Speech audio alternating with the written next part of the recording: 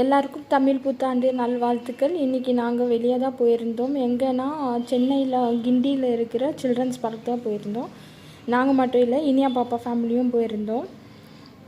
So இது வந்து sudden plan தான், காலையில் பிளான் பண்ணி போனது தான்.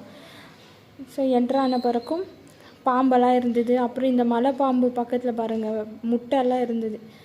ஸோ அதெல்லாம் கொஞ்சம் வீடியோ எடுத்துகிட்டு குட்டீஸ்க்கெல்லாம் காமிச்சிட்டு ஆட வச்சுட்டு வந்தோம். அப்புறமா குட்டீஸ் வந்து ரொம்ப பயங்கரமாக அவங்களே டிஃப்ரெண்ட்டாக இருக்குது எல்லாம் ப்ளேவும் பண்ணிகிட்டு இருந்தாங்க. இனியா பாப்பா பாருங்கள், இனியா பாப்பா ரொம்ப ஸ்பீடாக ஏறி இறங்கிடுவா. தனியா இதுதான் ஃபஸ்ட் டைமு, கொஞ்சம் லேட் பண்ணிகிட்டு இருந்தாங்க. சஞ்சு வந்து அவங்க கூட என்ன ஆட முடியுமோ அவனால் அவன் ஆடிட்டு இருந்தான். அவன் ரொம்ப குட்டி பையன் இல்லையா.